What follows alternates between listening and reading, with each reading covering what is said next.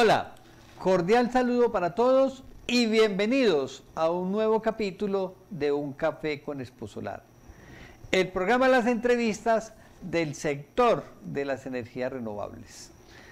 Hoy, en Un Café con Exposolar, tenemos otro invitado de gran alcance y trayectoria, que en muy pocos días cumplirá 31 años cubriendo el mercado colombiano y un destacado premio como empresa exportadora, conquistando los mercados latinoamericanos en Perú, Chile, Ecuador, Venezuela y Bolivia.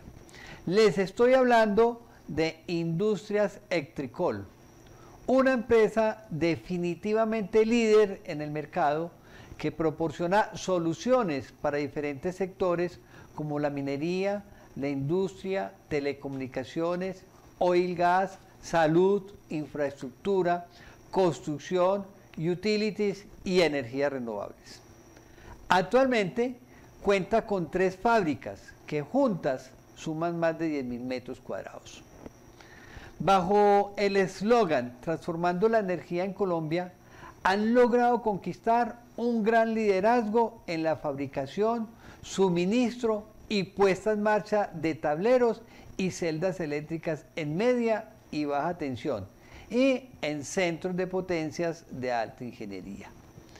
Como empresa líder y visionaria, entendieron no solo la importancia, sino la inmediatez de la transición energética en la región, convirtiéndose en un gran referente en el desarrollo de soluciones para las energías renovables con una capacidad instalada de 260 megavatios en más de 20 parques solares en el país. Y para hablarnos de Industrias Electricol, hemos invitado a su presidente, al ingeniero eléctrico Antonio Hernán Incapié Cuestas.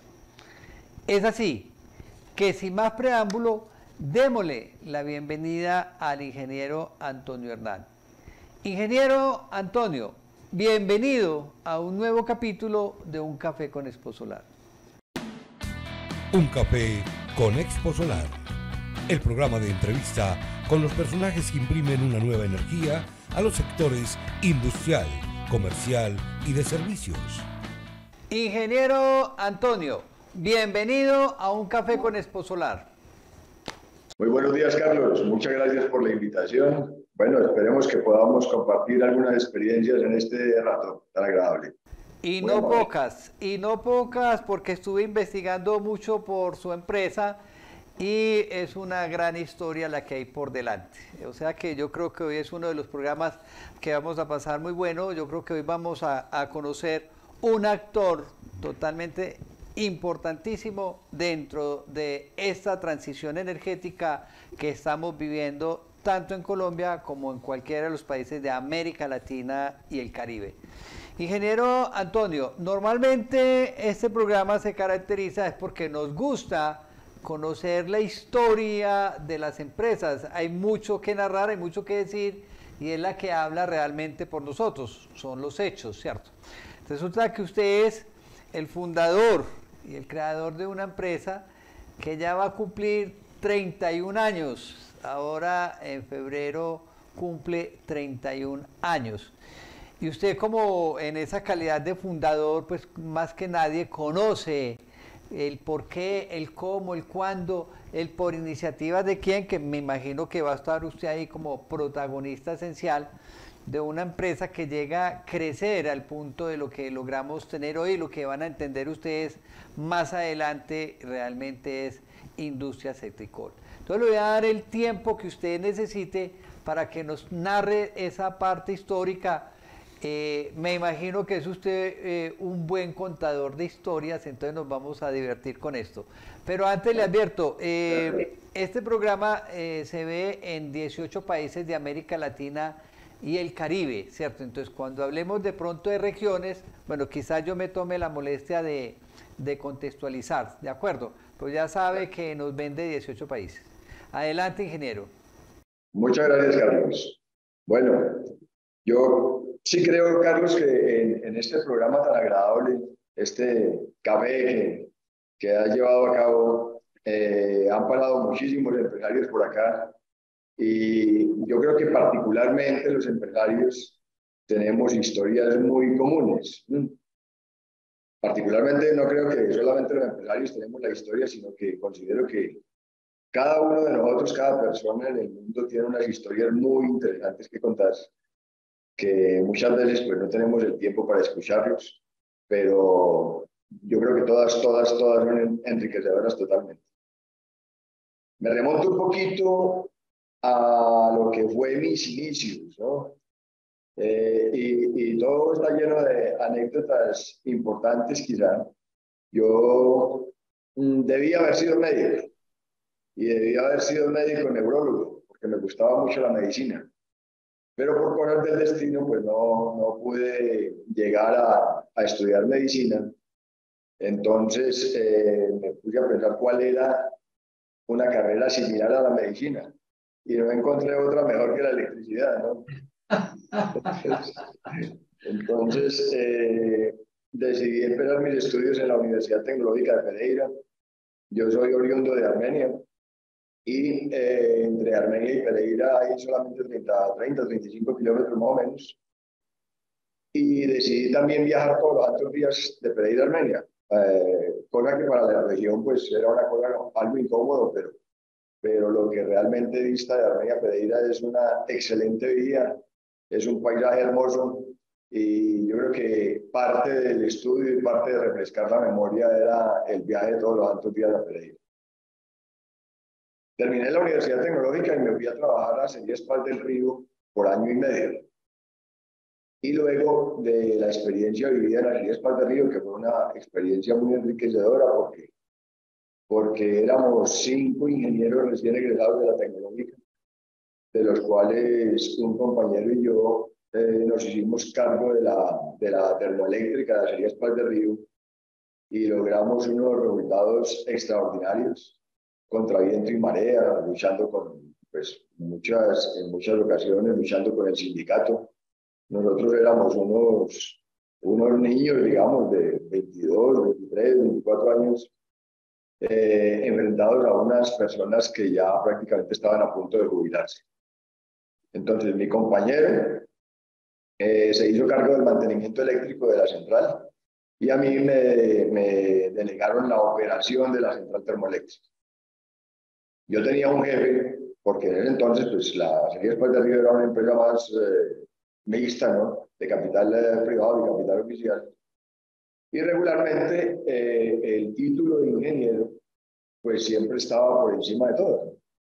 Y yo llegué como jefe de operación de 24 años y era recuerdo que era el jefe de un señor técnico que le conocía la termoeléctrica como la palma de la mano.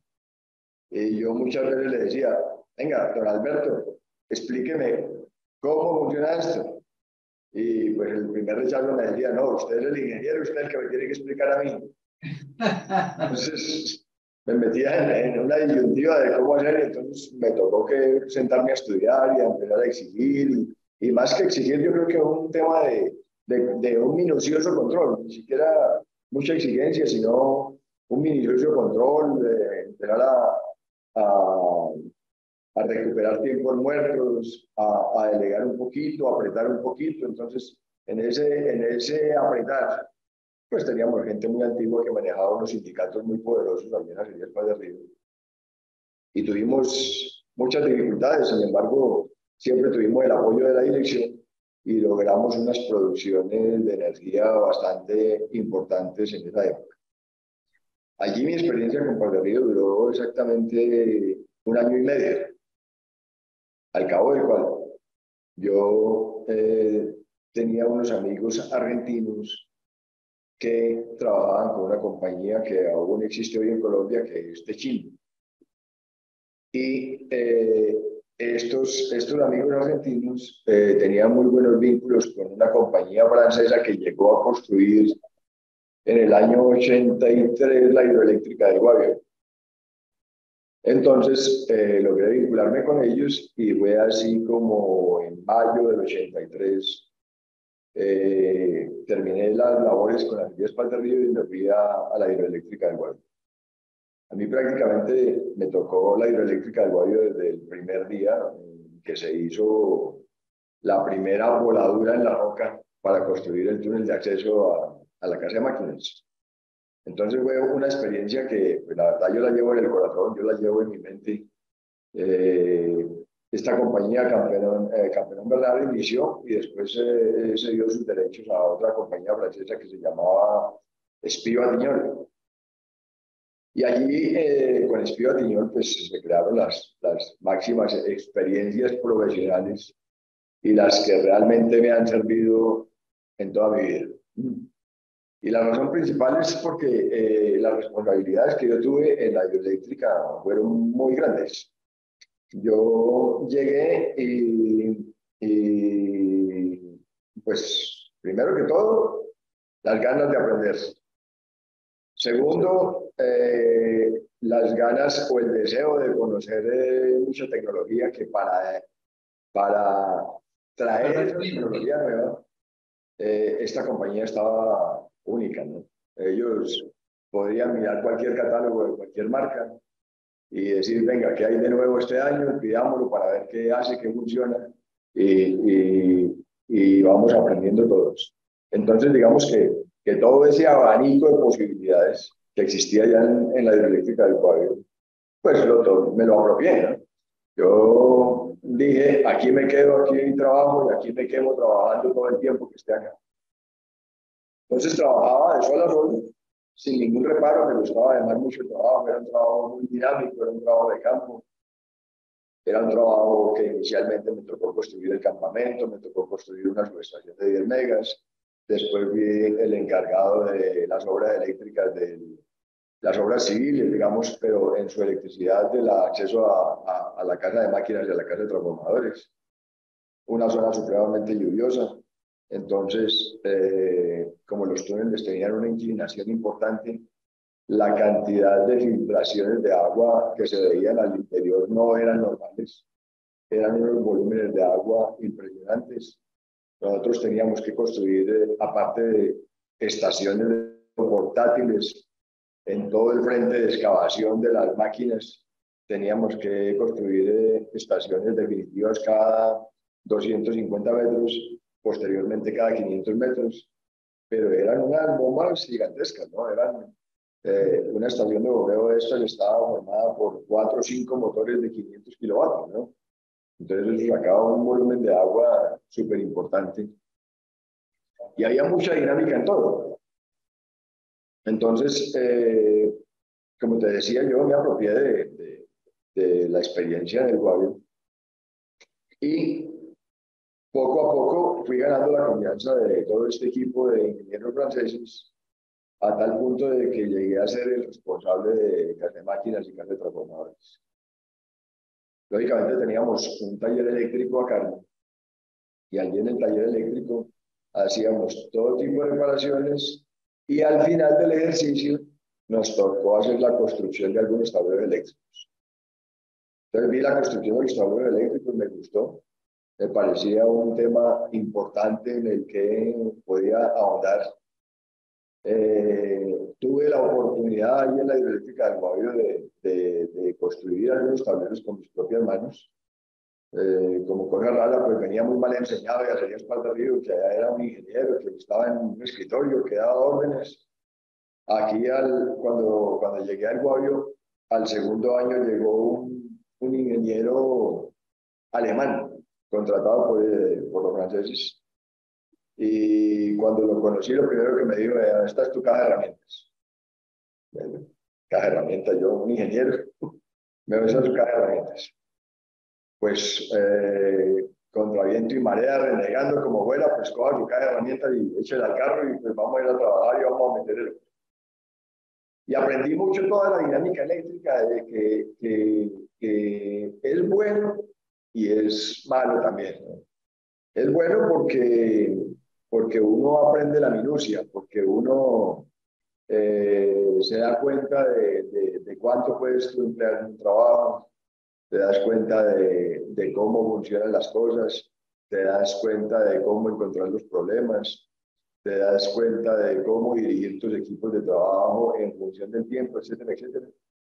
Y también yo creo que tiene sus problemas porque pues, finalmente lo sacan a uno de la parte, digamos, comercial, de la parte quizá más intelectual de decir, venga, busquemos negocios, deleguemos en otros estas funciones. Pero creo que todo esto formó unos ingredientes perfectos para tener la experiencia que hoy tenemos y para posteriormente haber formado la empresa que tenemos hoy en día. Avanzado la experiencia en la hidroeléctrica del Guavio, yo allí duré como alrededor de 7, 8 años. Ya terminando las obras civiles, estas compañías extranjeras, cuando ganan este tipo de proyectos aquí en Colombia, se les da una concesión especial en poder traer la maquinaria y las herramientas y colocarlas en tránsito en el país, con el compromiso de que al final del ejercicio, si las obras se terminan, estas maquinarias pues, o estas herramientas, todo esto tienen que o sacarlas del país o disponerlas o venderlas dentro del territorio colombiano bajo una especie de nacionalización pues, más favorable para las personas que la compran. Entonces yo me visualicé todo esto y empecé a ver que lo que teníamos dentro del taller eléctrico, como un pequeño puente grúa, como unas herramientas importantes, algunos equipos de prueba importantes, podíamos reparar motores, podíamos reparar bombas, podíamos fabricar tableros, etcétera, etcétera. Entonces dije, me quiero inclinar por esto. Y empecé a trabajar muy de lleno con el director de la obra en ese entonces y empecé a negociar ese taller eléctrico para poderme independizar y poderlo traer para alguna parte de Colombia. Entonces empezamos, hicimos muy buenas amigas, finalmente llegó el tema de una negociación, me dieron el taller eléctrico como parte de la liquidación de trabajo.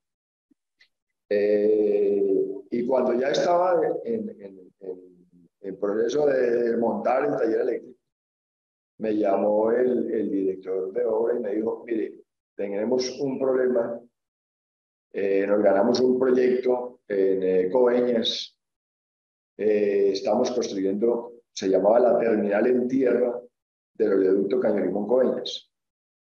Esto, para explicarte un poquito, cuando se creó ese boom del petróleo en el año, más o menos en el año 88, 90, todo el petróleo que se sacaba del oleoducto del Caño Limón Coveñas se enviaba bombeado desde Arauca hasta Coveñas. Pero como no habían plantas de almacenamiento, no habían tanques de almacenamiento allí en Coveñas, entonces Ecopetrol tuvo que contratar un buque cisterna que se encalló como a 20 millas de la playa.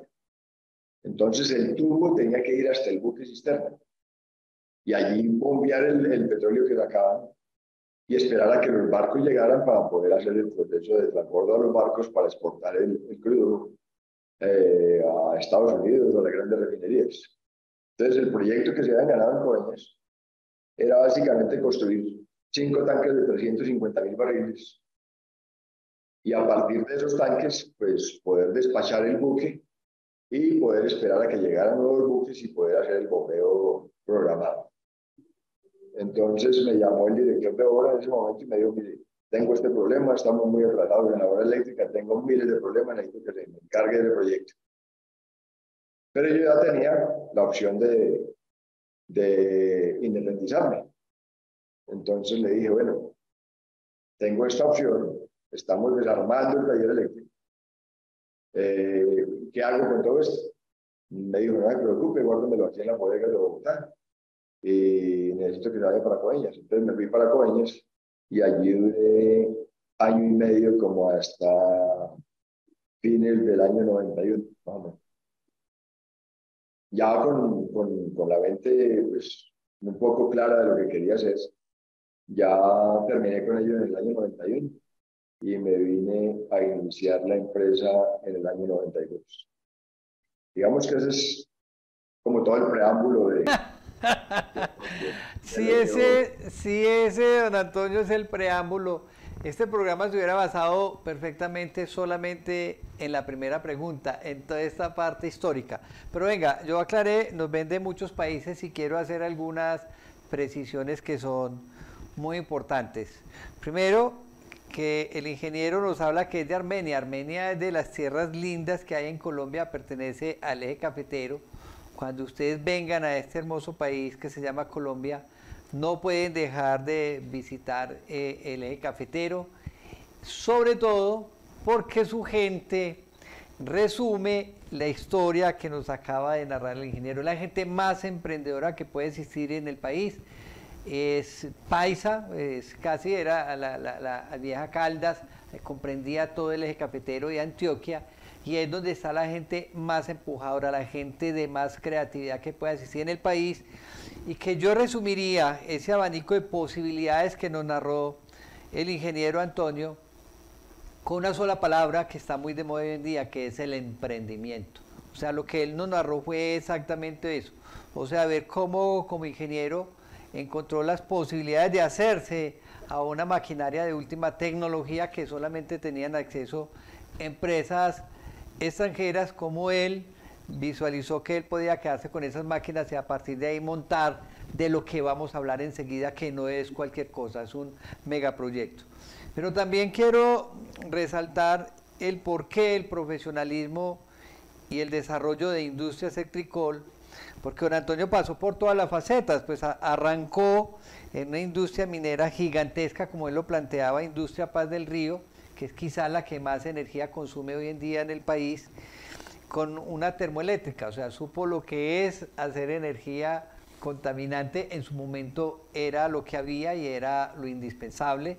Luego pasó al sector hídrico, o sea, conoció la energía que utilizamos hoy en día y por qué hoy en día está trabajando bastante en las renovables. Yo creo que esa historia la pueden contar muy poquitos, yo creo que no en el país, sino en el mundo entero. Alguien que haya escalonado todas las posibilidades que nos ha generado la energía, ¿de acuerdo? Entonces, valiosísimo, muy reconocedora su historia. Me encanta y ojalá algún día podamos sentarnos a tomarnos no uno, sino 2 o 3 cafés, porque esa historia es solamente el inicio. Bueno, pero definitivamente tenemos que seguir con la entrevista y quiero llegar a que nuestra gente logre entender de qué tamaño y cuál es el músculo real que tiene Industrias Electricol. Electricol cuenta con 3 modernas instalaciones que entre las 3 suman alrededor de 10.000 metros cuadrados. Háblenos un poco de esa estructura comercial de Electricol. ¿Dónde queda la sede principal? Que obviamente queda en Bogotá, que es la capital del país. Ya el ingeniero en Armenia no está en Bogotá. ¿Y dónde quedan esas otras 2 sedes? ¿Y cómo funciona toda esa otra infraestructura comercial de Electricol que tiene un cubrimiento en todo el país? Bueno, antes de seguir, solamente dejar un mensaje, ¿no? Y es para todos los que nos escuchan, ya que nos están escuchando en varios países. Hombre, el emprendimiento nace y la única barrera que uno le puede poner al emprendimiento es no quererlo hacer. Pero yo considero, para todos los que me escuchan, no hace falta estar en el top de las universidades, no hace falta pensar en el top de las empresas, en el Google, en el Amazon, que hoy en día pues, se ponen unos ejemplos que lógicamente son muy valiosos. Pero yo sí considero y sí le pido a todas las personas que me escuchen, sobre todo jóvenes, que quieran arrancar un emprendimiento, que primero que todo tengan la certeza de que por ahí pueden hacer una gran labor y sobre todo la perseverancia, no desistir en el intento. Eso es totalmente válido, eso es totalmente importante. Como decías, bueno, la parte comercial, digamos que todos los empresarios tenemos mucho en común. Y yo pensaría que la gran mayoría de empresarios, la gran mayoría de emprendedores, empezamos de cero, ¿no? Y empezamos con estas empresas familiares que ojalá Dios quiera que a partir de cada día que pase, las empresas familiares perduren más en el tiempo, porque da tristeza ver cómo estos esfuerzos de empresas familiares se van perdiendo en la segunda, en la tercera generación. Entonces son proyectos que nacen muy bonitos y que, como decían nuestros ancestros paisas, a usted, mi hijito, le va a dar trabajo en lo que yo sé hacer. Y eso, pues, a pesar de que hoy en día choca, yo creo que tenía mucha razón, porque casi que empezaban a programar la perduración en el tiempo de las empresas, casi que obligando a los hijos a estudiar lo mismo que el padre desarrollaba. Como te decía, pues empezamos en unas situaciones muy básicas. Si me remonto, y esto sirve de algo, en el capital de trabajo, recuerdo muy bien que el capital de trabajo, con que nosotros abrimos la puerta el primer día, era $1.000.000, que son que 2.000 dólares hoy en día. $2.000 al valor que está el peso hoy en día. Entonces era nada. Y la labor comercial en ese entonces nos toca iniciarla a los mismos emprendedores. Entonces nos toca la labor comercial, nos toca la labor gerencial, nos toca la labor de mensajería, nos toca quizá la labor de limpieza dentro de nuestra misma oficina porque éramos muy pequeños. Pero usted ya tenía un aprendizaje porque usted como ingeniero ya le habían dado una maletica de herramientas. Entonces, de algo sirvió. Sirvió de mucho. Entonces, la labor inicial era, o la rutina era, que yo llegaba por la mañana a la oficina, arreglaba 1.000 documentos. Bueno, antes de esto, con las ganas de iniciar y sin saber cómo iniciar, recorrí a la Cámara de Comercio y solicité un listado de las empresas a las cuales podía acceder en el mercado. Entonces, algún amigo me dijo, no, pues, mire, solicite este listado, filtrenlas por activos, filtrenlas por patrimonio, filtrenlas por ventas. Entonces hice un listadito, solicité este listado a la Cámara de Comercio, hice un listado con direcciones, con todo, y saqué un documento, ni mucho menos 2 o 3 hojas, sino una sola hojita, ofreciendo todo el portafolio de servicios que podía cargar en la ingeniería eléctrica. Entonces, hacíamos vallas de tierra, bobinábamos motores, hacíamos tableros, construíamos líneas eléctricas, hacíamos diagnóstico, mejor dicho, todo. Y distribuí todo este documento en todas las direcciones que me tocó a mí la Cámara de Comercio, con tal fortuna de que aparecieron 2, 3 amigos, compañeros de estudio de la universidad, que estaban posicionados en compañías importantes en el país. Una de ellas una siderúrgica y otra de ellas una empresa de bebidas. Entonces me llamaron, me entrevisté con ellos y empecé a trabajar con ellos en los primeros años. Al año siguiente, tal vez, o al año y medio, ya empecé a depurar, ya dije, esto no es lo mío, esto no me fui bien con esto me quita mucho tiempo, esto no me llena las expectativas. Y empecé a depurar y como al segundo o el tercer año ya dije, no, el tema son los tableros eléctricos y vamos a ver cómo incursionamos en tableros y en subestaciones eléctricas. Me puse en la tarea de tratar de vender la energía en la empresa de energía local, que era entonces la empresa de energía eléctrica de Bogotá. Pero en ese entonces pues, el país todavía no estaba muy al tanto de las normas eléctricas, pero para poder acceder al mercado de los usuarios de la energía en Bogotá, sí teníamos que cumplir con un perfil de calidad. Era lo único que se exigía en ese entonces. Entonces me puse en la tarea de obtener el perfil de calidad y lo obtuve un año después. Ya con el perfil de calidad ya podríamos acceder a el suministro de subestaciones para edificios con sus tableritos asociados. Hacia el año 95 aproximadamente, ya se empezó la exigencia ya no del perfil de calidad, sino de la norma ISO 9001. Y ya pues se empezó a formalizar todo el tema normativo, en el cual pues he visto que Colombia ha avanzado mucho en estos 30 años.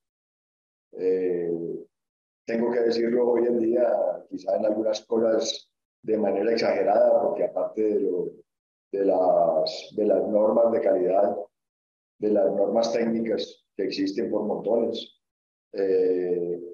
a veces nos exageramos mucho también. Se creó el RETIE, que es el Reglamento Técnico de Instalaciones Eléctricas, el cual pues es un buen documento, pero muchas veces le damos unas interpretaciones que no nos dejan ser tan competitivos como quisiéramos, ¿sí? Digamos, existe el reglamento, pero también existen posiciones demasiado, no sé si ortodoxas o posiciones no prácticas, digamos, en las cuales otros países nos llevan mucha ventaja. Y quizá hay algunos documentos y algunas exigencias que lo explica el RETIE y que lo hacemos aplicar al interior de nuestro país, pero que si nos llega un equipo importado, pues no aplica para ellos. Entonces, digamos que esas cositas han incomodado un poco el desarrollo de mejores productos y de mejores aplicaciones en la industria nacional. Eso, como te decía, lo he visto yo con sus pros y sus contras, como todo. En este momento estamos a las puertas de un nuevo RETIE. Esperemos a ver que pueda solucionar inconvenientes del pasado y que pueda traer algunas nuevas aplicaciones. Bueno, siguiendo el tema comercial, me decías, muy temprano, hacia el año 98 tal vez, luego de la transición de la empresa de energía eléctrica de Bogotá a Codensa, hubo un fenómeno importante, digamos, allí, porque la empresa de energía eléctrica de Bogotá en su momento tenía todo el control de las obras eléctricas de la ciudad de Bogotá y sus alrededores. Cuando se vendió la empresa de energía y fue adquirida por Codensa, pues ya se volvió una empresa con capital privado, con unas condiciones de respuesta mucho más efectivas. Y Codensa creó un departamento de servicios. Y este departamento de servicios funcionó muy bien por muchos años y tuvimos la fortuna de hacernos partícipes de este departamento de servicios. Entonces, tal que cualquier obra que salía en la ciudad de Bogotá, Codensa nos pedía a nosotros que las atendiéramos. Nosotros íbamos, mirábamos las necesidades del cliente, resumíamos todo el proyecto, pasábamos una oferta a Codensa y Codensa finalmente negociaba con el cliente final. Esto pues es una fortuna para nosotros, para nuestra compañía. Pero también, como siempre, el bueno y el malo. En ese entonces hubo muchos ingenieros perjudicados que tenían su empresa pequeñita, que podían hacer la gestión de planos, la gestión de trámites y todo eso. Y prácticamente se quedaron sin trabajo porque al crear esa unidad de servicios nos llamaron a 4, 5, 6 contratistas y prácticamente el 80% o el 90% de las obras que salían quedaban en manos de nosotros y lógicamente de Codensa, pero sacaron del mercado a muchos ingenieros eléctricos. Esto fue hacia el año 98, arrancó tal vez.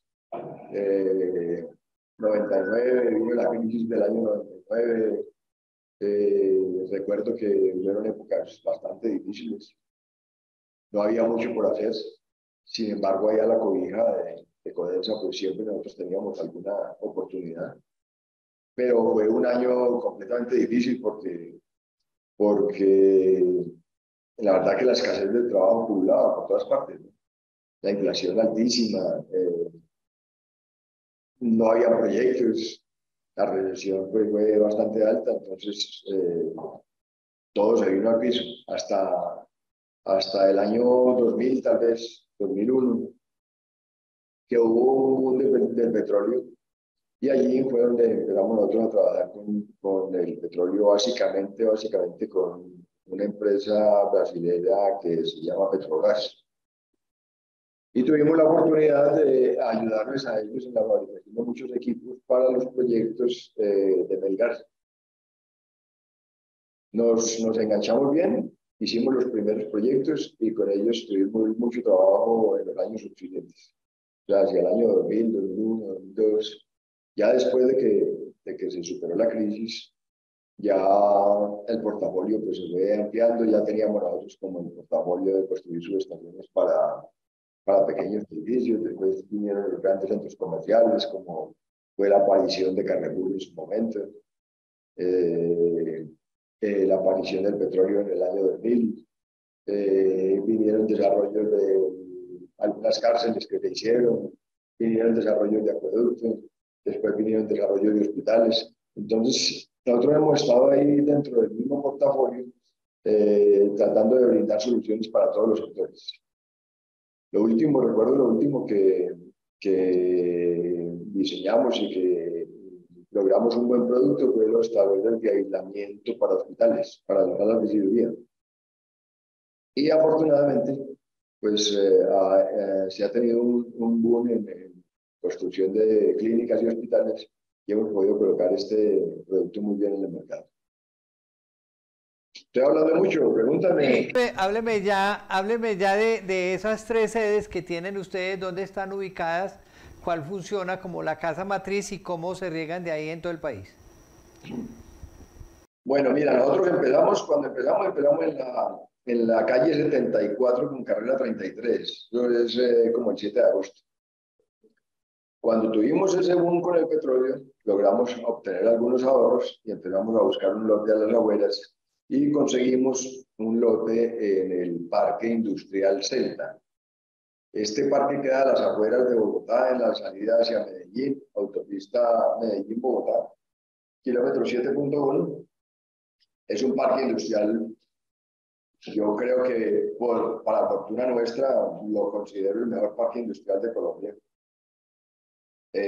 Muy buenas prestaciones, muy buenas vías, muy buenos vecinos. Creo que reúne todas las cualidades para tener una empresa allí en este parque.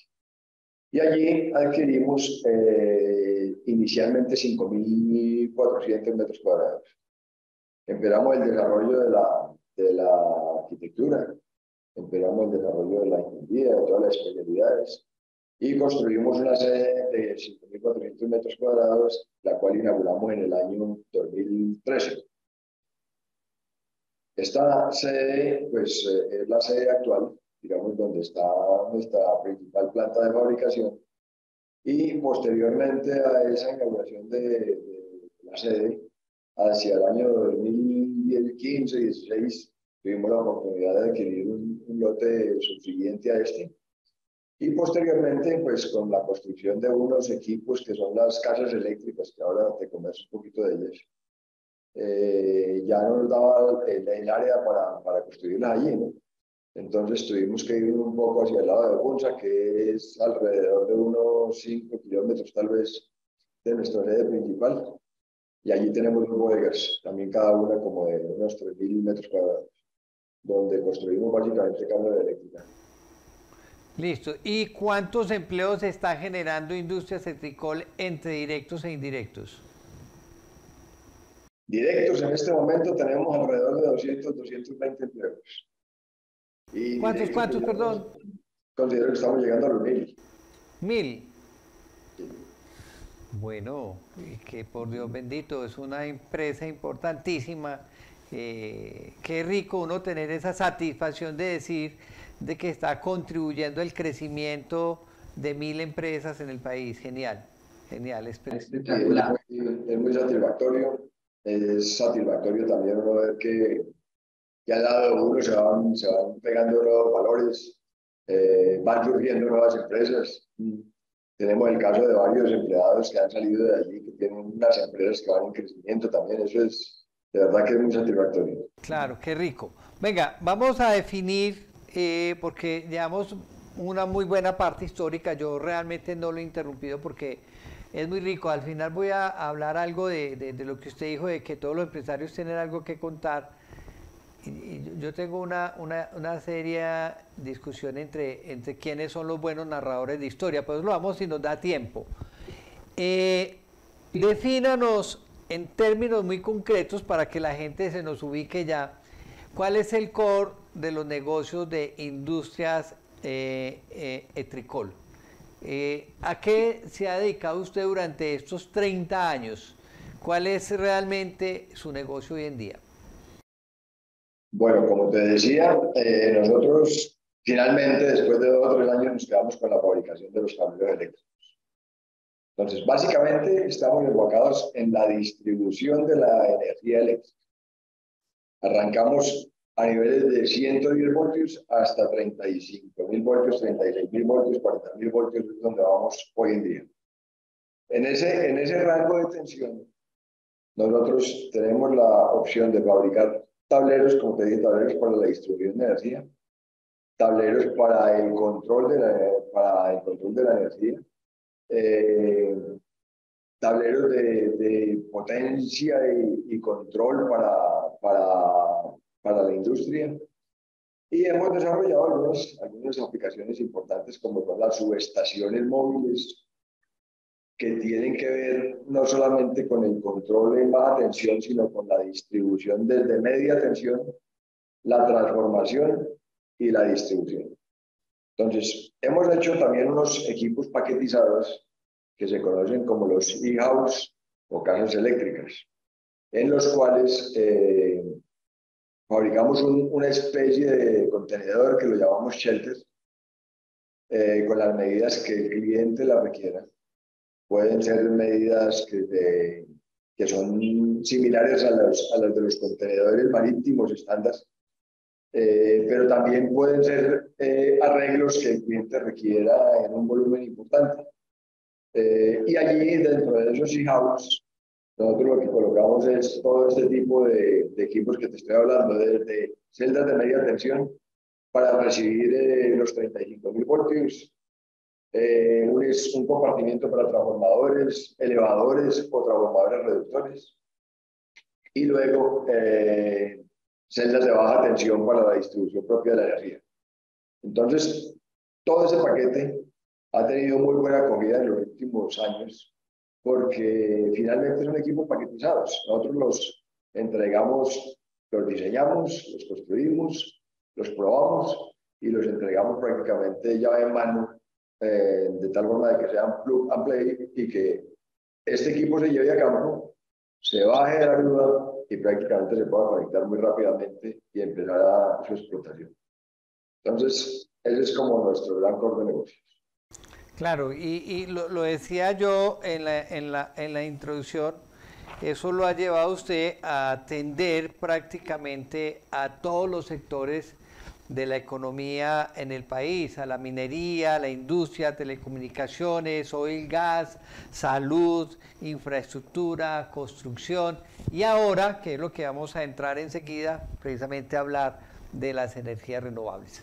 Pero antes de entrar en ese tema que realmente es el que le interesa a Exposolar, yo sí quiero que quede muy claro que aquí estamos frente a un empresario muy exitoso en el país, con una de las empresas más prestigiosas, pero yo quiero que ustedes se hagan una idea real de cuál es la magnitud de esta empresa.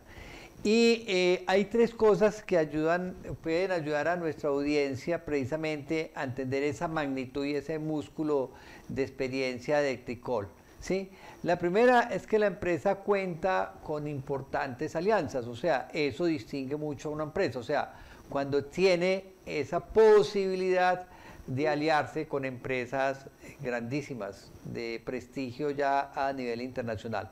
Háblenos así muy corto de esas grandes alianzas que usted tiene con Ormazábal o con Sibacón? Pues, ¿cuáles alianzas tiene usted realmente y a quiénes representa usted en el país? Bueno, hacia el año, a ver, hacia el año, estamos hablando del 22, hacia el año 2006, iniciamos una alianza con Mazábal. Mazábal es un fabricante de celdas de media tensión de España. Esa es otra historia bien bonita que contar. Es una compañía familiar que tiene alrededor de 55 años.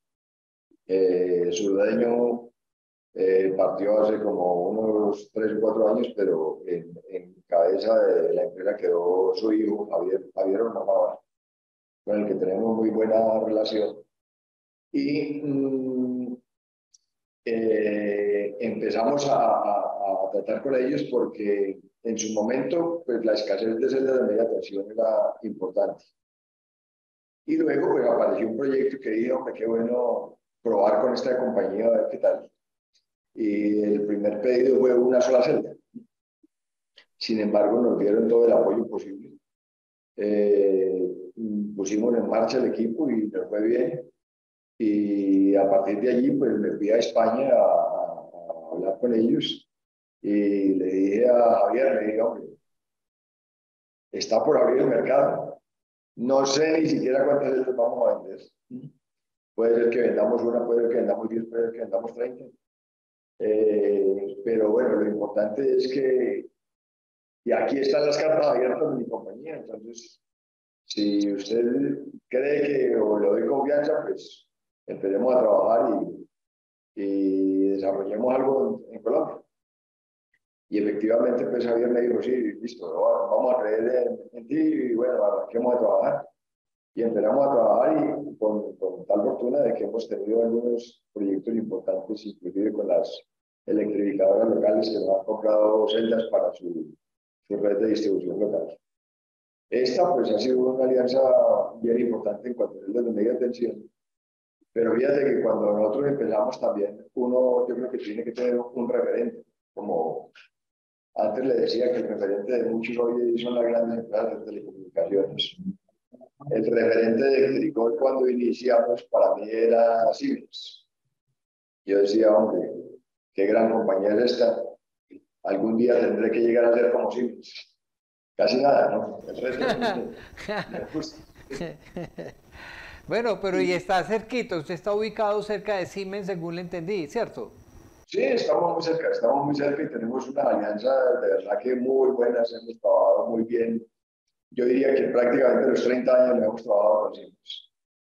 Y tenemos mucha confianza hoy en día, hacemos proyectos bastante importantes, tenemos una franquicia de un equipo de baja tensión que se llama Sibacón S8. Somos la única empresa en el país que tiene esta franquicia, es decir, podemos hacer esta línea de tableros, marca Siemens, referencia Sibacón S8 en Colombia. Es como tener la casa matriz de Alemania en Colombia representada por nosotros. Qué bueno. Entonces, ese equipo es un equipo con unas ventajas técnicas impresionantes. Es un equipo directamente aplicado a la industria, que sé que va a calar mucho no solamente en Colombia, sino en Latinoamérica. A pesar de que hay algunos otros distribuidores en algunas regiones de Latinoamérica, yo sé que todos los días el mercado está no para pelear, no para ver competencia, sino para unirnos a ver cómo sacamos proyectos adelante. Entonces, esta línea también es bastante importante. En su momento, pues dependiendo también a veces con los boom de trabajo que ha habido en el país, pues aparecen marcas importantes con alianzas que si bien no duran en el tiempo por X o Y motivo, son empresas, son compañías que realmente creen en uno. Por ejemplo, en algún momento tuvimos una alianza importante con Hitachi. Había un boom importante en el petróleo, en el tema de variación de velocidad. Y así sucesivamente, en la medida en que vaya avanzando, pues o que se vaya desarrollando alguna de las unidades de negocio, pues van apareciendo empresas claves dentro de cada uno de los sectores. Muy bien, o sea, usted con estas dos que tiene vigentes ahora con Siemens y con Ormazábal, creo que es suficiente para mostrar realmente lo grande que es Electricol en Colombia. Bueno, ahora, otro aspecto antes de pasar, las certificaciones juegan un papel realmente importante en las empresas, en la medida en que son quizás el respaldo y la garantía de calidad de sus procesos y de la investigación que hace realmente Electricol. ¿Puede hablarnos un poco de esas certificaciones que tiene? Ya mencionó algunas, pero solamente menciónelas. Sí, nosotros tenemos pues, la ISO desde hace mucho tiempo. Hemos venido perfeccionando mucho todo este tema de calidad. Tenemos el RUC, que es una certificación hecha por el Consejo Colombiano de Seguridad, casi que exclusiva para el sector de hidrocarburos, OSHA 18000. Y bueno, pues como certificación importante, bueno, tenemos una certificación del medio ambiente que ganamos un premio inclusive con la construcción de la nueva sede, porque es una sede amigable con el medio ambiente también. Listo. Háblenos ahora, entonces también quería hablar de ese tema. Además de todas esas certificaciones que cuenta usted, también tiene algunos premios y reconocimientos, ¿cierto? Entre los que vi, que son varios, pero vi muy importante un premio de ProColombia como uno de los mejores exportadores de Colombia, ¿no? Y también un premio de ser una sede amigable con el medio ambiente. Háblenos de qué premio realmente ha sido acreedor usted como empresario. A ver, que recuerde, bueno, uno de los primeros fue importante la sede amigable con el medio ambiente. Cuando construimos la sede, a pesar de que aún no tenemos la energía solar instalada dentro de la sede, en su momento sí tratamos de ser muy eficientes en utilización de la luz, en utilización del agua, que es de que prácticamente toda el agua lluvia que cae sobre nuestra sede, esa la reciclamos. Todo el tema de ventilación, hicimos un estudio bien interesante de la ventilación. Estamos en un sitio realmente frío, pero la circulación del viento en la sede hace que la sede sea muy fresca y muy agradable para trabajar. Entonces, de ahí que una vez en su momento Codensa sacó un concurso bajo todos sus contratistas y fuimos los acreedores de este premio. Esa como sede amigable, sede amigable con el medio ambiente. Luego, Basilio y Rubiales tuvimos un premio importante como el mejor proveedor en el año 2013. Ahí fuimos premiados como el primer proveedor de ingeniería eléctrica. Premio que me pareció bastante importante porque allí el concurso sí fue inclusive con las grandes compañías multinacionales que hay en este momento en el país. Tuvimos un premio también hacia el año 2015 en la revista Poder, calificándonos como una de las empresas emprendedoras con mejores resultados en el año.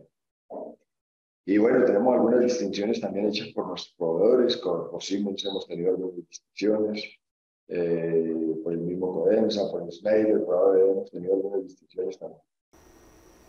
Bueno, yo creo que con este preámbulo no hay ninguna duda del tamaño gigante que tiene Industrias Electricol en Colombia, ¿cierto? Y su papel y su rol internacional, porque no hemos hablado que usted es una empresa realmente que presta servicios en varios países de la región.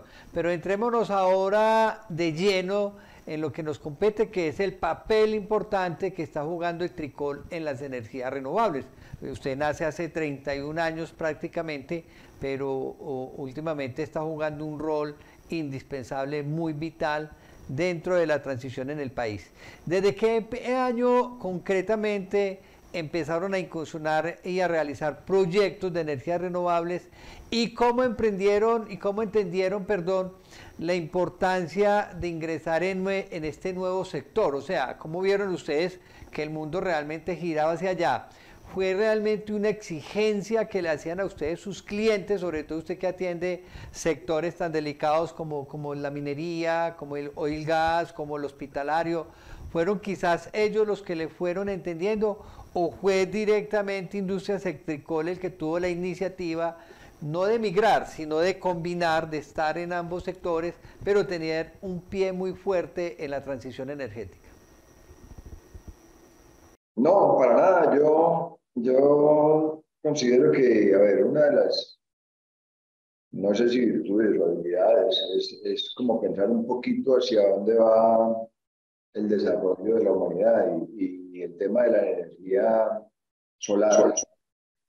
eh, Hombre, se veía un tema que teníamos que acogerlo tarde que temprano. De hecho, ha tenido un desarrollo importante en los últimos años, pero lo que hay por desarrollar es todo. Finalmente, yo creo que todos, en algún momento vamos a tener que tener un panel solar en las casas. Entonces,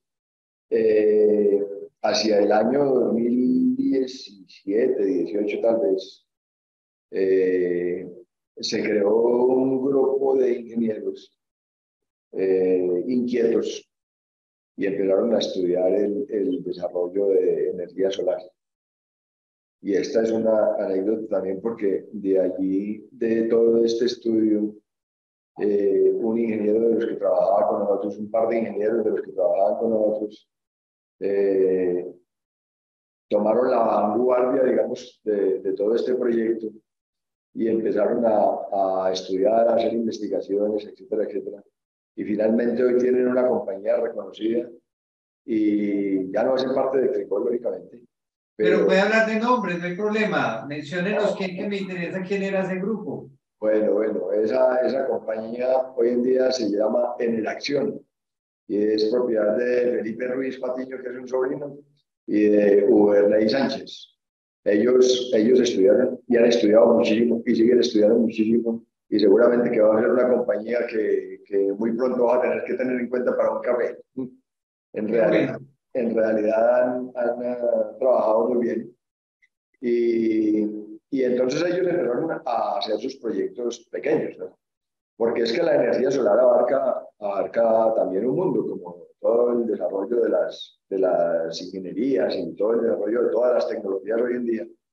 Entonces, empiezan uno a formar paneles y paneles y paneles y paneles y se va creciendo el tema de captar la energía a través de los paneles, pero todo ese volumen de energía pues hay que colocarlo en las redes eléctricas de uso nacional. Entonces, nosotros o prácticamente delegamos un poco en que ellos empezaran a hacer su formación y empezaran a estudiar mucho sobre la captación y la entrega a pequeña escala y en la medida en que estas plantas se fueron volviendo más grandes, entonces llegó la inquietud de nosotros, de nuestro core de negocio básicamente, que es como más grande, más paquetizado, decir, bueno, ¿cómo vamos a incorporar esa energía solar, esas pequeñas cantidades de energía solar que le llega a cada uno de los paneles para colocarla en la interconexión nacional? Entonces empezamos a estudiar un poco sobre los centros de transformación y empezamos a diseñar los centros de transformación y fue así como nos hemos metido en los grandes parques solares. Entonces ya son parques solares si un panel solar pues entrega, no sé, 500, 600 vatios, imagínate, necesitas 1000 para 600.000, bueno, etcétera, etcétera. Y nosotros hemos instalado parques solares de 20, 30 y 40 en megavatios. Entonces, dejamos que ellos siguieran con sus paneles y nosotros hicimos todo el paquete para poder captar la energía de los paneles, hacer una transformación de esa energía de una baja tensión que entregan los paneles, que pueden ser a 480, pueden ser a 600, pueden ser a 800 voltios. Ponemos un transformador elevador que lo suba a 35.000 voltios y colocamos un switch de media tensión que lo suba a las redes de interconexión nacional.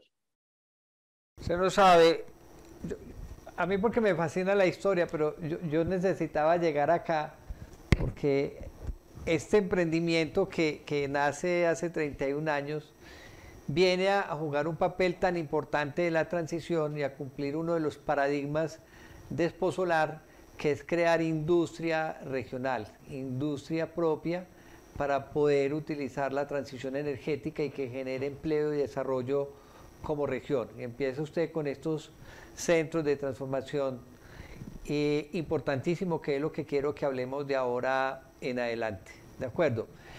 Okay. ¿Cuál es, ingeniero, quizás el primer proyecto importante de energías renovables que ejecuta Tricol? Quizás Celsia en el valle, ahí cerca de usted, ¿o qué? Eso fue hacia el Valle del Cauca, un proyecto que se llamaba TESAN, ¿entiendes? Era un proyecto, pues no recuerdo en este momento la potencia, pero el cliente final de TESAN era Celsia. Y a Celsia pues le hemos fabricado ya bastantes equipos. Ya, o sea, estamos hablando de la granja de Celsia de 9,9 megavatios. Sí. Sí, hay unos parques solares. Bueno, es que Celsia ha construido varias granjas ya en este momento. Pero qué importante, porque usted entonces se creció exactamente también con toda la historia solar. Es el primer parque que se crea realmente en Colombia. Ahora, listo, ese es el primero, pero ¿cuántos, porque ojo a esta cifra, cuántos proyectos de energía renovable han realizado ustedes en el país hasta el día de hoy? Hábleme primero de cantidad, ahora vamos a hablar de cantidad de parques, porque vamos a hablar de megas, que también eso es muy significativo, pero primero, ¿cuántos proyectos de energía solar han realizado ustedes? Hombre, en realidad yo creo que en este momento no menos de 20 proyectos importantes de energía solar, de varios MVAs. De varios, no estamos hablando de 250 megavatios. Hábleme usted, dígale usted a todo el mundo cuánto han instalado realmente en tan corto tiempo y al ritmo que va también la transición en Colombia, ¿cierto? Obviamente usted iría mucho más lejos si la transición fuera más dinámica también en Colombia, ¿cierto? Pero bueno, al ritmo que vamos, usted tiene, pues, quizás es de las personas que más puede hablar y tiene muchos megas instalados. Háblenos de cuánto. Sí. Bueno, yo creo que sin temor a equivocarme, hemos instalado alrededor de unos 300 MVA en no menos de 20 proyectos en Colombia. Hemos instalado, lógicamente, en las regiones más calurosas del país, como en la costa atlántica, en el Valle del Cauca, en los llanos orientales, y proyectos que hay por venir, pues esta cifra se queda sumamente corta porque hay varios miles de MVA que están para desarrollarse en los próximos días. Son proyectos que están compuestos por centros de transformación de alrededor de 5, 6, 7 MVA cada uno. Entonces, cada uno de ellos se va acoplando y se van uniendo las potencias y finalmente conforman un proyecto típico, puede ser de 20, 25 MVA. Todos los parques, digamos que son muy similares, tienen la misma configuración física. Básicamente lo que cambia es el voltaje de unos y de otros, pero finalmente se van a una interconexión nacional. Si alguien se mete en la página de Industrias Tricol, va a encontrar el mapa de Colombia donde están los proyectos donde han intervenido y están en todo el país. Usted está en todos los proyectos interesantes que se han ejecutado en el país, está usted. O sea, eso me asombró, pues, es un orgullo que tiene que mostrar, tiene que hacer ese mapa gigantesco y tenerlo en su oficina, porque es que me fascina que realmente nosotros no estemos dependiendo tecnológicamente 100% de industrias extranjeras, sino que gran parte de ese proceso se esté ejecutando in situ y que sean empresas colombianas, 100% colombianas las que la están ejecutando. Yo saqué una copia de ese mapa, me enamoré de él, yo sí lo tengo ya en una carpeta aparte porque me pareció muy interesante, pues me pareció increíble porque uno no conoce todas estas cifras, solamente cuando los entrevista a ustedes. Pero bueno, defínanos ahora qué es un centro de transformación y cuántos de esos centros de transformación han fabricado para el sector de las energías renovables ustedes, que pues son prácticamente lo que estamos hablando para casi todos los proyectos del país, pero no sé si sabe cifras y números, pero sobre todo qué es y en qué consiste ese centro de transformación. Bueno, mira, básicamente un centro de transformación es un equipo, como te dije yo, paquetizado. Se fabrica un skid en acero, en el cual debe ir montada una parte de baja tensión, una parte de transformación y una parte de media tensión. Entonces, la parte de baja tensión va compuesta por una serie de protecciones que agrupan determinado conjunto de paneles solares. El panel solar, ¿qué hace? Capta la energía del sol y entrega una energía continua. Y esta energía continua es captada por un inversor que cambia la energía de corriente continua a corriente alterna. Esa energía de ese inversor nosotros la cogemos, hacemos una protección de ese inversor y llevamos todo eso a una barra colectora y esa barra colectora la ponemos en bornes de un transformador elevador. Ese transformador elevador coge la energía que puede ser 600 voltios o 800 voltios y la transforma a 35.000 voltios y por el lado de media tensión también ponemos unas celdas con sus diferentes protecciones, ponemos unos relés importantes dentro de las protecciones, tal que nos permitan su acople a la red definitiva. Entonces, el centro de transformación es un paquete compuesto de una parte de baja tensión, una parte de transformación y una parte de media tensión.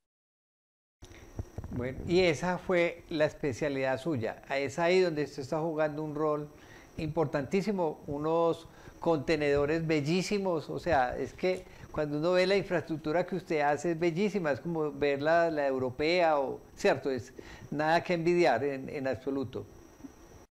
Sí, sí, muchas gracias y en realidad tenemos que sentirnos orgullosos del producto. Nosotros tenemos un producto para mostrar, realmente creemos que como Shelter y equipos paquetizados nos vamos de decir somos los mejores que tenemos en Colombia en este momento. Muy lindo, de verdad que todo se ve muy bonito, ¿cierto? Y uno espera, anteriormente uno veía que todo era muy brusco, muy tosco, como muy peligroso, muy imponente. Aquí ve uno realmente todo como muy bonito, ¿no? O sea, estéticamente todo muy lindo. Bueno, Industrias del Tricol se ha caracterizado pues en su trabajo convencional de hace 31 años y, por su capacidad de incursionar en mercados en toda la región, pues en América Latina están en varios países, pero en esta nueva área de energía solar también están exportando soluciones, estas soluciones las están exportando también. Sí, estamos empezando, a ver, hace un ratito hablábamos de ProColombia. El año anterior, o final del año de la pandemia, el año 2021, ProColombia, que en realidad es una compañía que ayuda mucho a fomentar el comercio, convocó a una experiencia de exportación y participamos en esta convocatoria con miras a cubrir un poquito el mercado internacional, sobre todo el mercado de Latinoamérica. Y logramos muy buenos resultados, logramos muy buenos conocimientos. Esto, digamos que ha sido un abrebocas para ver ese potencial que tiene América Latina, que definitivamente está por desarrollarse. Y hemos empezado a hacer algunas incursiones de exportación en Latinoamérica. Ya, si tú ves el mapa de Latinoamérica, ya tenemos algunos equipos en algunos países. Nos falta, es uno de los propósitos para los próximos años, poder fomentar un poquito más las exportaciones, poder fomentar un poquito más nuestra área de servicios y consecuentemente pues con todas estas ayudas seguramente que vamos a tener mucha más presencia a nivel Latinoamérica. Qué bueno, eso era todo lo que yo quería, llegar hasta esta hora para escuchar eso. Vuelvo y repito, uno de los sueños de Esposolar es poder crear esa comunidad económica de las energías renovables para América Latina y el Caribe. O sea, sabemos que sí o sí vamos a depender tecnológicamente de ciertos equipos, de paneles, inversores, baterías, etcétera. Pero hay muchas cosas que podemos fabricar en la región y que se tienen que comercializar en la región y que desde Colombia o desde cualquier otro país de Latinoamérica, llámese Perú, Ecuador, Chile, Argentina, Costa Rica, República Dominicana, Panamá, vamos a tener elementos para atraer al resto de países. Y aquí lo tenemos a usted para llevar todo este potencial que usted está desarrollando en energías renovables. O sea que eso me enorgullece a mí como colombiano y como director de Esposolar, saber que le estamos apuntando a lo que es y lo que hemos soñado puede ser una realidad palpable, pues, ¿cierto? O sea, y que usted en tan poco tiempo, mire todo lo que ha logrado. En el 2017 acá es nada, el tiempo que llevamos precisamente metidos en energías renovables son escasamente 5 años y mire usted lo que ya está proporcionándole al sector. También trabajamos muy de la mano de ProColombia, o sea que no sé si para la próxima feria hagamos una sinergia bien especial y podamos traer la gente que está diseñando y construyendo las granjas en los otros países para que vea que aquí tienen un gran componente que lo van a poder llevar a mucho menor costo, en menor tiempo, ahora que hay tantas dificultades que ahora hablamos de eso. Entonces, ojalá armemos un trío ahí bien especial entre ProColombia, ustedes y nosotros, para encontrarle mercado a sus productos. Excelente. Bueno, claro que sí. Bueno, ahora, ya que se nos va acabando el tiempo, ¿tiene Tricol algún proyecto o plan especial contemplado para este 2023 para el sector de las energías renovables? Pues fuera de empezar a exportar con gran fortaleza, ¿hay algún otro proyecto, algún servicio, algún producto más bien que esté ahí que le vayan a aportar al sector? A ver, en sí, cada día hay inquietudes en el medio, en el mercado, hay nuevas oportunidades que se van tejiendo. Hoy en día se está conversando mucho de la energía, de la economía circular. Esto es un tema que ya nos empieza a rondar en la cabeza. El tema hidrógeno va a ser un tema que va a haber mucho de qué hablar ya quizá dentro de unos pocos años ya no va a ser Esposolar, sino que va a ser Expo Hidrógeno tal vez. Y bueno, estamos, digamos, enfocados el año próximo. Los proyectos importantes es el plan de importación, el plan de internacionalización y desarrollar mucho la variedad de servicios al interior de la compañía. Nosotros este año hemos tenido una transición en la dirección de la empresa y tenemos en nuestra compañía a el ingeniero Gustavo Gómez. Él es un gerente muy importante que adquirimos este año, especialista en Lean Manufacturing y ya da una transformación importantísima a lo que es la fabricación y la calidad del producto. Entonces, estoy muy seguro que con estas mejoras que hemos tenido en la calidad y bajo la dirección del ingeniero Gustavo, pues vamos a llevar a cabo proyectos importantes como la internacionalización y como te digo, pues estamos en el momento oportuno para empezar a generar ideas sobre, pues, sobre economía circular, empezar a tocar un poquito el tema de hidrógeno, empezar a tratar un poquito sobre el análisis de datos del sector eléctrico, que es una otra especialidad muy extensa. Oportunidades hay, bastantes. Qué bueno, vamos a esperar con ansiedad. Ya que mencionó hidrógeno, no, tranquilo que Esposolar desde ya está tocando, ya armamos un congreso internacional sobre el hidrógeno y quiero montar también un proyecto piloto con despacio de hidrógeno verde para crear amonio y fertilizantes verdes. Así que usted que es el experto en montar grupos de investigación, arranque usted allá y nos invita y así como montó el de energía solar, monte un grupo de investigación sobre hidrógeno bien interesante. ¿Hacia dónde vamos? Eso va a ser más rápido de lo que pensamos con toda seguridad. Mucho más Seguro. rápido. Bueno, ¿cómo funciona el soporte y la garantía de todos los equipos de Industria Secticol? Eso es una pregunta que tengo que hacerla porque es obligatoria, pero obviamente una empresa con esta trayectoria, esta calidad de productos que brinda, una planta de producción como la que tienen, pero ¿cómo funciona su soporte y garantía? Mira, nosotros por defecto pues otorgamos un periodo de garantía amplio. Tenemos una unidad exclusiva de soporte para brindarle soporte a todos nuestros equipos.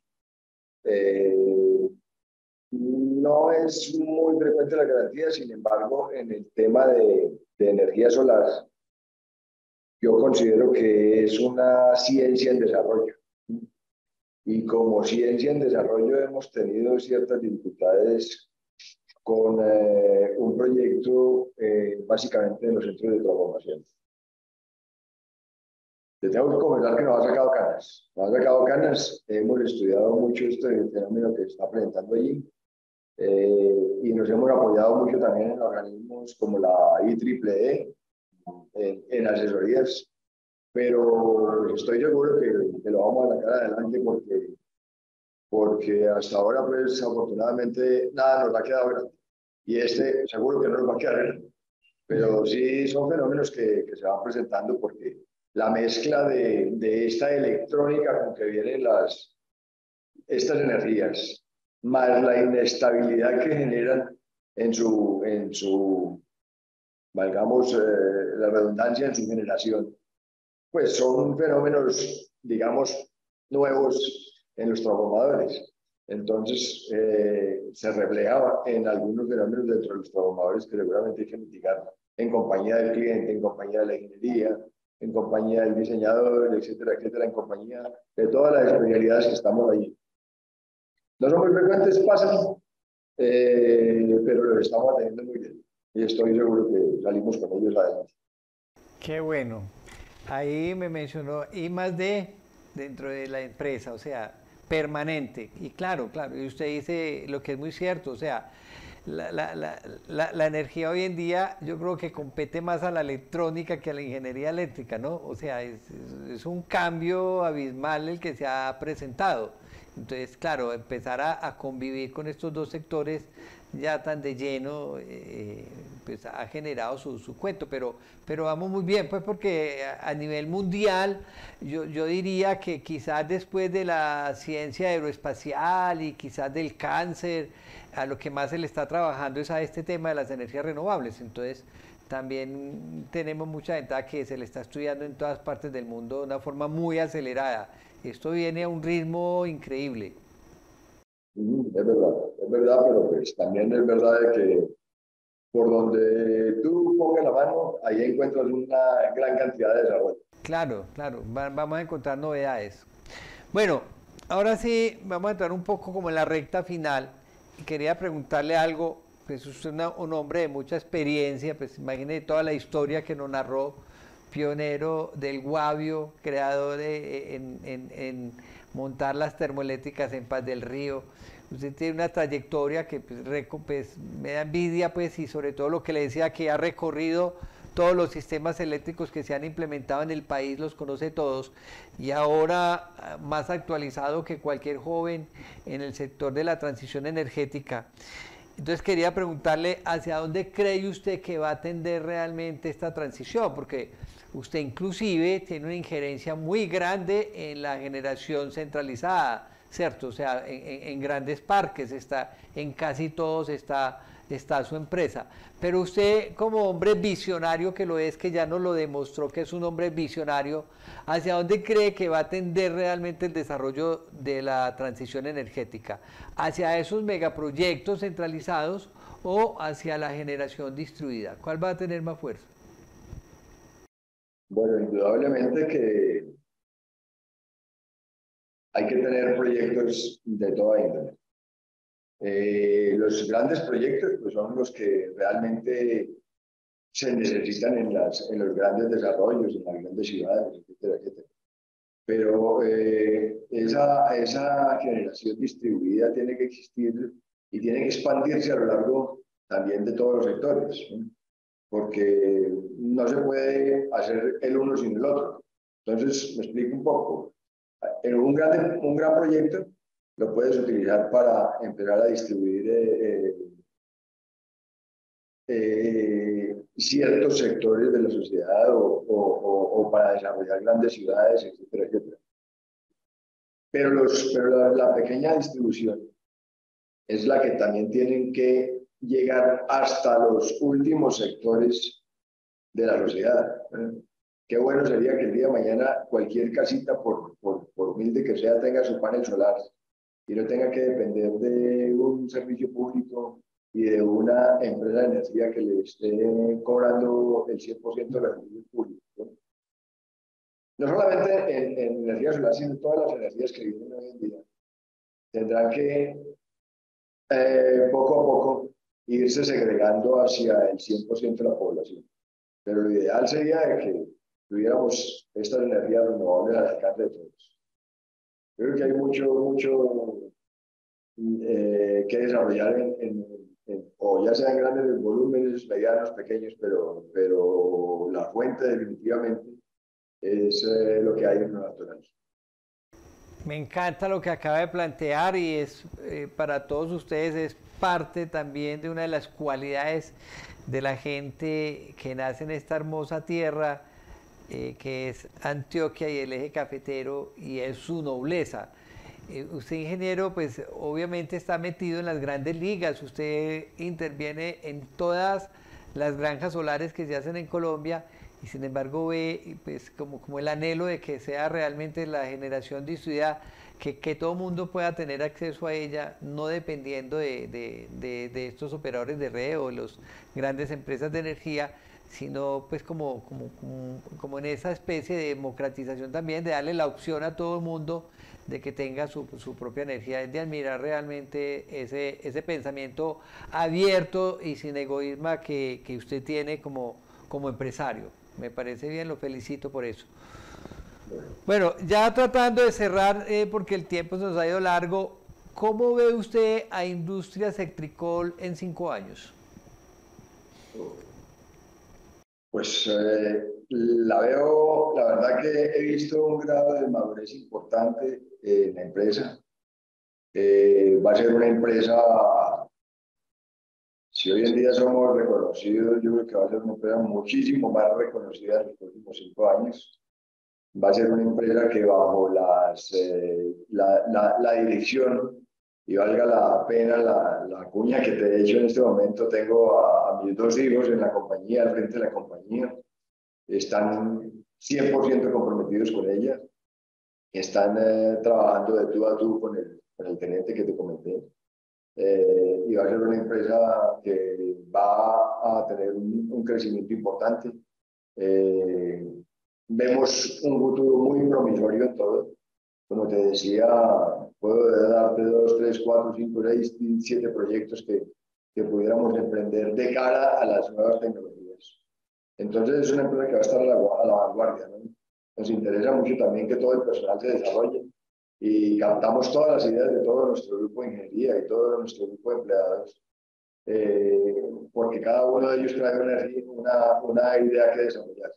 Entonces, cuando una compañía está abierta al desarrollo y cuando está abierta a la reinversión y cuando está abierta al foco futurista, yo creo que las condiciones son inmejorables. Entonces va a haber una empresa muy bonita en los próximos años. Qué bueno y qué rico que el empresario esté pensando en eso, ¿no? En que la investigación y el desarrollo es el futuro de cualquier empresa, ¿no? Y mira hacia dónde vamos y cómo le vamos aportando, cómo vamos saliendo adelante. Su visión siempre adelante, ¿no? Visionario totalmente.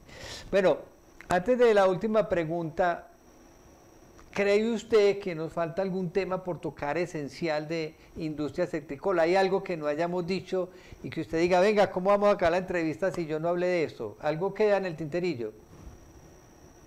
No, yo creo que ha sido un buen café, ha sido un buen tiempo. A darle el mensaje es a las personas que tengan la oportunidad de escucharnos, hombre, que vale la pena aprender, vale la pena desarrollar algún tipo de negocio y vale la pena perdurar en él, permanecer en él y lógicamente los frutos no se harán esperar, pero pues hay que luchar por ello. Bueno, dos preguntas finales y las voy a hacer juntas, porque realmente el webmaster ya me hace allí señas. Una, este año 2023, a pesar de que se supone que están mejorando las cosas y realmente va a ser un año muy bueno, pero seguimos manejando pues algunos rezagos de esa crisis, sobre todo en logística de transporte y en la cadena de suministro de materias primas, ¿cierto? ¿Cómo ve usted que se va a comportar este año? ¿Qué tanto va a afectar a la industria? O inclusive se me ocurre acá en estos momentos, ¿qué tanto va a aportar Industria Cetricol siendo un fabricante de soluciones en la región? Porque es que si uno de los grandes problemas que tenemos es esa logística de transporte y podemos tener soluciones acá, pues va a ser más suave. ¿Cómo ve usted la situación para este año? Mira, yo creo que poco a poco se va normalizando el tema de transporte. Todo esto, si bien pues la pandemia tuvo mucho que ver en esta alteración de la logística de transporte, yo sí también considero que las grandes compañías se han aprovechado un poco del tema y poco a poco lo tienen que ir aflojando. De hecho, ya es mitigable el impacto como lo fue a principio de año. Entonces yo creo que hacia el año 23 pues, los riesgos en ese aspecto van a disminuir un poco. Preocupa, por ejemplo, situaciones como la devaluación de la moneda. Esperemos que eso también se estabilice o tienda un poquito a reducirse. Porque esto lo que hace es generar, digamos, ruido de inconvenientes y dificultades en el mercado. Pero yo creo que poco a poco consideramos que viene un año relativamente bueno. Bueno, ya lo último, una pregunta. ¿Cree usted que sea factible tener en Exposolar 2023 un centro de transformación, un contenedor de esos súper elegante en la feria o eso es una misión imposible? Pues mira, tenerlo físicamente es algo difícil a menos de que exista algún tipo de fabricación para algún proyecto. Nosotros lo hemos tenido de maquetas, ¿no? Y seguramente que las estaremos volviendo a llevar con las modificaciones y con las nuevas tecnologías que podamos tener. Pero sería buenísimo, sería importantísimo si tuviéramos un proyecto en desarrollo que lo pudiéramos tener allá. Que sería realmente espectacular pues poderle mostrar a la gente toda esta tecnología, todo lo que estamos desarrollando en la región. Nada que envidiar a los países europeos, con todo el respeto pues que merece. Usted trabaja de la mano de ellos, ¿no? Usted trabaja de la mano de empresas españolas y alemanas, nada más y nada menos que de Siemens. Y bueno, y eso sería genial. Yo me sentiría muy orgulloso. Ojalá podamos tener algo allá. Pues obviamente si usted tiene toda la razón por lo costoso que es, pues tener un montaje ahí simplemente pues no va a ser fácil. Pero bueno, algún símil, alguna maqueta grande que hagamos, pero quiero tener algo realmente espectacular ahí con ustedes en octubre 4, 5 y 6, que es la feria este año en Plaza Mayor Medellín. Bueno, ingeniero, se nos acabó el tiempo. No me queda nada más que agradecerle este tiempo tan agradable. Desafortunadamente es algo que sale al aire y no me hubiera quedado con usted aquí muchas horas. Porque esa parte anecdótica que usted cuenta es genial, esa historia es estupenda. Ojalá sus hijos que están ahora gerenciando, que es la diferencia que yo tengo, puedan narrar tantas historias como las que narra usted, o sea, se metan en tantos proyectos, porque es que lo que nos diferencia a nosotros de mucha gente joven, de muchas, no de todos, es obviamente que su vida es tan simplista que que no tiene nada que contar, o sea, pues simplemente unos resultados y ya, usted tiene más historia que profesión, entonces eso tiene peso, eso es muy, muy, muy agradable, y gracias a ese peso, pues tenemos todo ese desarrollo que estamos haciendo en el país, porque tener con qué, pero tener las ganas, el aliento, como la visión de hacerlo, el deseo de hacerlo, pues es espectacular. Bueno, entonces no me queda nada más que decirle a ustedes, no olviden suscribirse a nuestro canal de YouTube de Exposolar Colombia. Ya vamos llegando al 90º programa de Un Café con Exposolar, donde narramos las historias de todas las empresas que intervienen en el sector, tanto nacionales como internacionales. Entonces, desearles un feliz resto de semana y decirles, los espero muy puntuales dentro de 8 días en un nuevo capítulo de Un Café con Exposolar. Un abrazo para todos. Hasta luego, Carlos. Muchas gracias. Un Café con Exposolar, el programa de entrevista con los personajes que imprimen una nueva energía a los sectores industrial, comercial y de servicios.